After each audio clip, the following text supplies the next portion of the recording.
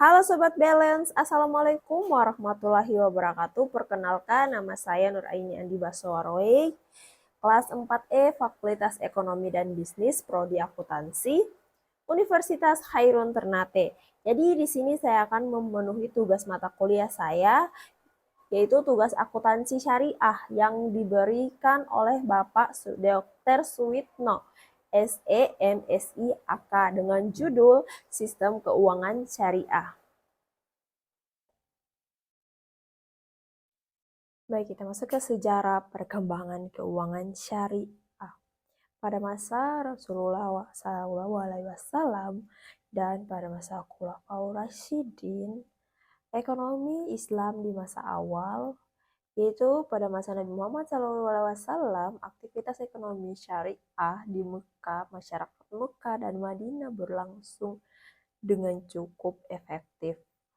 Melalui perdagangan, Rasulullah SAW sendiri seorang pedagang yang dikenal jujur dan amanah dalam masyarakat Arab. Praktik keuangan saat itu lazim seperti jual beli atau buy dan sewa menyewa atau ijrah, pinjam meminjam atau qard, bagi hasil atau mudharabah dan musyarakah. Namun praktik yang mengandung riba, karir atau ketidakpastian, dan masyir atau spekulasi atau judi juga sangat umum. Islam datang membawa koreksi terhadap sistem tersebut dengan menegaskan pelarangan riba dan mendorong praktik-praktik ekonomi yang adil, transparan, dan serta saling menguntungkan. Penegasan riba, yaitu larangan riba ditegaskan secara bertahap pucuknya pada Surat Al-Baqarah ayat 275 sampai 279 yang secara tegas menyatakan bahwa riba adalah haram dan bertentangan dengan prinsip keadilan. Pada masa Khulafaur Rasyidin, sistem distribusi kekayaan, pengelolaan Baitul Mal atau pembendaharaan negara serta pengumpulan zakat, jizyah, dan ganimah harta perampasan berang telah menjadi bentuk awal sistem keuangan syariah atau keuangan Islam yang terstruktur dan terorganisasi. Masa kekhalifahan dan dinasti Islam abad ke-7 sampai ke-19, Baitul Mal atau cikal bakal lembaga keuangan syariah selama masa Khulafaur Umayyah dan Abbasiyah sehingga Utsmaniyah. Lembaga Baitul Mal memainkan peran sebagai pusat pengelolaan keuangan publik dan fungsi-fungsi utama Baitul Mal meliputi pengumpulan zakat atau kharaj, jizyah, distribusi bantuan sosial atau fakir miskin, pembangunan, dan dana operasional negara. Kita masuk ke sistem keuangan berbasis wakaf dan zakat. Pada masa keemasan Islam, banyak lembaga pendidikan dan rumah sakit dan masjid yang dibiayai dengan sistem wakaf produktif. Wakaf ini tidak hanya bersifat spiritual, tetapi juga menjadi kekuatan ekonomi umat. Kita masuk ke masa kolonial dan kemunduran dunia Islam. Dengan melemahnya kekhalifahan Islam dan masuknya pengaruh kolonialisme Barat, sistem ekonomi keuangan mulai tergantikan oleh sistem Barat. Lembaga seperti Baitul Mal dan zakat tidak aktif atau terbatas perannya. Bank-bank konvensional mulai masuk dan mendominasi, sementara prinsip-prinsip syariah perlahan dipinggirkan dari kehidupan publik. Hal ini berlangsung awal abad ke-20. Kebangkitan modern sistem keuangan syariah pada abad ke-20. Eksperimen awal yaitu pada tahun 1950-an gagasan membentuk Bank Islam munculnya di Pakistan, Malaysia, dan Mesir. Pada tahun 1963 didirikan Midkar Safik Bank di Mesir oleh El Nangar. Dianggap sebagai bank Islam pertama modern. Bank ini menggunakan sistem bagi hasil atau mudarabah dan menolak bunga atau riba. Perkembangan di Timur Tengah dan Asia pada 1970-an munculnya bank syariah di Dubai, Kuwait, Sudan, dan Bahrain. Sedangkan pada 1979 berdirinya Islamic Development Bank atau IDP sebagai Bank Pembangunan Islam lintas negara. Pada 1980-an negara seperti Pakistan, Iran, dan Sudan mengislamkan seluruh sistem keuangan mereka. Perkembangan di Indonesia, awal kebangkitannya pada tahun 1991 didirikannya Bank Muamalat Indonesia, bank syariah pertama di atas inisiatif MUI, ICMI, dan pemerintah.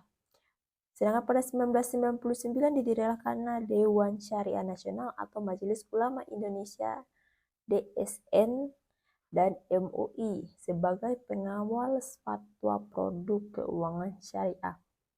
Regulasi dan institusionalisasi. Pada tahun 2002, Bank Indonesia membentuk Direktorat Perbankan Syariah dan pada tahun 2008 disahkan Undang-Undang Nomor 21 Tahun 2008 tentang Perbankan Syariah. Tahun 2011 OJK diberi mandat mengawasi seluruh sektor keuangan syariah. Pada tahun 2021, manajer 3 bank syariah BUMN, BNI Syariah, BRI Syariah, Mandiri Syariah menjadi Bank Syariah Indonesia atau BSI. Diverifikasi lembaga. Indonesia kini memiliki Bank Umum Syariah atau Unit Usaha Syariah, BMT atau Baitul Mal Tamwil, pasar modal syariah dengan suku reksadana syariah, ada takaful atau asuransi syariah, dan ada juga pegadaian syariah dan lembaga zakat wakaf finance syariah. Perkembangan global pada abad 21, pertumbuhan pesat negara-negara non-muslim seperti Inggris, Jepang, Singapura, Afrika Selatan memulai operasi layanan keuangan syariah. Sukuk obligasi syariah diterbitkan oleh berbagai negara termasuk pemerintah barat. Standar internasional yaitu AAOFI atau Accounting and Auditing Organization for Islamic Financial Institusi Bahrain. Ada juga IFSB atau Islamic Financial Service Board Malaysia. Ada juga IIFM atau International Islamic Financial Market, pembangunan pasar keuangan syariah internasional. Di era digital dan inovasi fintech syariah, saat ini sistem syariah berkembang memasuki era digital. Munculnya finance syariah seperti investasi berbasis P2P atau crowdfunding syariah dan e-wallet syariah. Terdigitalisasi layanan zakat, wakaf, dan donasi sosial. Tantangan dan peluang besar dalam memperluas inklusi keuangan syariah di era industri 4.0. Baik, kita masuk ke sistem keuangan syariah. Apa itu keuangan syariah? Keuangan syariah adalah sistem keuangan yang berdasarkan prinsip-prinsip syariat Islam atau hukum Islam, khususnya hukum syariah yang berlandaskan pada Al-Quran dan ijma, hadis, dan qiyas. Tujuannya bukan semata-mata mencari keuntungan, tetapi juga mewujudkan keadilan, keseimbangan, dan keberkahan dalam transaksi keuangan. Perbedaan keuangan syariah dan konvensional.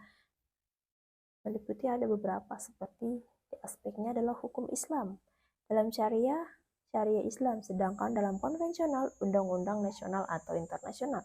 Ada juga tujuan. Dalam syariah adalah keberkahan dan keadilan sosial, sedangkan dalam konvensional adalah keuntungan maksimal, profit, dan oriented. Sistem bunga. Dalam syariah tidak diperbolehkan riba, sedangkan di dalam konvensional menggunakan bunga atau interest. Ada kontrak dalam syariah berdasarkan akad-akad syariah, sedangkan di dalam konvensional berdasarkan perjanjian legal formal. Ada juga etika bisnis. Dalam syariah dilandasi moral dan etika, sedangkan di dalam konvensional berdasarkan etika bisnis umum. Prinsip-prinsip utama keuangan syariah yaitu larangan riba atau bunga. Riba adalah pembahasan atas pokok utang yang dibayar oleh peminjam kepada pemberi pinjaman. Dalam Islam, riba diharamkan karena bersifat eksploitatif, menimbulkan ketidakadilan. Sedangkan larangan cara atau ketidakjelasan, transaksi ini mengandung ketidakpastian atau spekulasi berlebihan, seperti judi atau taruhan yang dilarang oleh Islam. Ada larangan marsir atau perjudian, yaitu semua bentuk spekulasi bersifat untung-untungan dilarang. Sistem keuangan syariah menolak spekulasi tinggi seperti pada instrumen derivatif yang tidak disertai aset real. Ada prinsip keadilan dan kejujuran. Islam menekankan pada akad yang adil dan transparan, tidak menzalimi pihak manapun. Prinsip berbagai resiko dan keuntungan, yaitu dalam keuntungan syariah, keuntungan dan resiko dibagi secara adil melalui akad dan mudharabah musyarakah. Kita masuk ke lembaga-lembaga syariah atau LKS. Jenis-jenis LKS yaitu pertama adalah bank syariah, yaitu lembaga intimidasi yang menghimpun dan menyalurkan dana dengan prinsip syariah. Ada Baitul Mal atau Matanwil atau BMT, yaitu koperasi syariah yang menyediakan pembiayaan mikro bagi masyarakat kecil. Ada juga perusahaan asuransi syariah atau takaful, yaitu sistem keuangan berbasis tolong-menolong, tawaun, dan dana tabaruk. Ada pegadaian syariah, yaitu memberikan penjaminan barang maupun bunga dengan biaya administrasi yang wajar. Ada pasar modal syariah, yaitu tempat transaksi saham, obligasi, sukuk, dan reksadana yang sesuai dengan prinsip-prinsip syariah. Produk dan instrumen syariah keuangan syariah, yaitu produk pembiayaan, ada akad, yaitu mudharabah jual beli yang margin keuntungannya disepakati dari awal. Ada murabahah, yaitu kerjasama modal, pemilik dana dan tenaga dari pengelola usaha. Ada juga musyarakah, dua pihak atau lebih yang berkontribusi modal dan berbagi keuntungan atau rugi. Ada ijarah, akad sewa menyewa atas suatu barang atau jasa. Ada salam, yaitu pemberian barang dengan pembayaran di awal dan pengiriman di kemudian hari. Ada istihah, yaitu akad pemesanan barang yang spesifikasi dengan pembayaran bertahap atau dicicil. Produk tabungan dan investasi, yaitu tabungan syariah yang tidak memberi bunga tetapi menggunakan akad dia atau titipan atau juga mudharabah, yaitu bagi hasil. Deposito syariah, yaitu dana disimpan dalam waktu tertentu dengan prinsip bagi hasil. Ada juga sukuk atau obligasi syariah, sertifikasi investasi syariah yang berbasis aset real, tidak mengandung riba. Ada pasar modal syariah, yaitu ciri-ciri pasar modal syariah. Yang pertama adalah saham perusahaan yang menggerak dalam sektor halal. Ada juga yang kedua, tidak mengandung unsur riba, masyir, dan karar. Yang ketiga adalah telah lolos seleksi daftar efek syariah atau DES dari OJK. Ada juga contoh produk sukuk negara retail atau sukri. Yang kedua adalah reksadana syariah, dan yang terakhir adalah ETF syariah. Asuransi syariah atau takaful, yaitu prinsip yang pertama adalah berdasarkan tawaun atau tolong-menolong dan tabaru atau hibah, tidak mengenal premi dan klaim seperti konvensional, keuntungan operasional dan dibagi antara peserta, dan perusahaan. Pengawasan regulasi keuangan syariah di Indonesia, Lembaga Pengatur Dewan Syariah Nasional atau Majelis Ulama Indonesia (DSN MUI) menentukan fatwa atas produk syariah. Otoritas Jasa Keuangan atau OJK mengawasi dan mengatur industri keuangan syariah secara ilegal. Bank Indonesia atau BI yaitu membentuk kebijakan moneter berbasis syariah. Standar akuntansi syariah ditetapkan oleh AIAI melalui PSAK syariah atau persyaratan standar keuangan syariah. Kelebihan sistem keuangan syariah yang pertama yaitu menghindari eksploitasi dan penindasan ekonomi. Yang kedua adalah berorientasi pada keberkahan dan keadilan. Yang ketiga adalah transaksi yang lebih transparan. Yang keempat adalah mendorong pertumbuhan ekonomi yang real. Yang kelima yaitu mendukung UMKM secara produktif. Tantangan keuangan syariah yaitu kurangnya literasi masyarakat terhadap prinsip syariah. Yang kedua adalah masih terbatasnya instrumen pasar keuangan syariah. Yang ketiga adalah integritas global yang masih lebih dominan dengan sistem konvensional. Yang keempat yaitu perlu inovasi digitalisasi dalam produk syariah.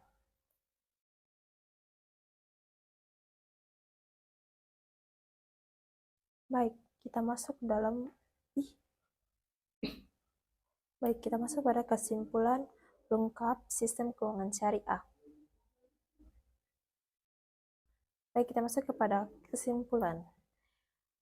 Sistem keuangan syariah. Sistem keuangan syariah merupakan sebuah pendekatan ekonomi yang holistik, tidak hanya berorientasi pada pertumbuhan finansial semata, melainkan juga menjunjung tinggi nilai-nilai etika, moralitas, dan keadilan sosial yang berlandaskan pada prinsip-prinsip Islam. Berbeda pada sistem keuangan konvensional yang menerbitkan pada profit maksimal pada penggunaan bunga atau riba, sistem syariah mengukur unsur-unsur yang bertentangan dengan hukum Islam seperti riba, gharar, atau ketidakkejelasan dan masyir atau perjudian, serta menekankan kejelasan akad transparansi dan keseimbangan dalam perbagian risiko dan keuntungan. Prinsip-prinsip keuangan syariah seperti larangan riba, kewajiban transaksi berdasarkan aset real, larangan eksplorasi ekonomi, kewajiban berbagai risiko, dan keuntungan menjadikan sistem ini sebagai bentuk perlawanan terhadap sistem kapitalisme liberal yang cenderung menimbulkan ketimpangan dan krisis keuangan global. Sistem ini dirancang atas transaksi ekonomi yang hanya menguntungkan satu pihak, tetapi juga menguntungkan seluruh pihak yang terlibat secara adil dan profesional. Dalam tataran praktis, sistem keuangan syariah diimplementasikan melalui berbagai instrumen dan lembaga keuangan seperti bank syariah, BMT, dan pasar modal syariah, asuransi syariah atau takaful, pegadaian syariah, serta melalui pengelolaan dana sosial, keagamaan seperti zakat, infak, sedekah, wakaf, dan seluruh aktivitas aturan diawasi oleh lembaga otoritas Dewan Syariah Nasional atau DSN MUI dan OJK. Bank Indonesia turut mendukung dalam sistem standar akuntansi berbasis syariah yang ditetapkan oleh Ikatan Akuntan Indonesia atau IAI. Keuangan syariah bukanlah sistem ekonomi yang bersifat eksklusif bagi umat Islam saja, tetapi bersifat eksklusif dan terbuka bagi siapa saja yang ingin menerapkan sistem keuangan yang etis dan berkeadilan dan stabil dalam praktiknya. Sistem ini memberikan kontribusi nyata terhadap pembangunan ekonomi, khususnya mendukung UMKM, memperkuat sektor yang real, dan menyediakan alternatif pembiayaan yang lebih manusiawi dan berorientasi pada keberkahan. Meskipun ini menghadapi berbagai macam tantangan, rendahnya literasi masyarakat, keterbatasan SDM, dan dominasi sistem keuangan konvensional, prospek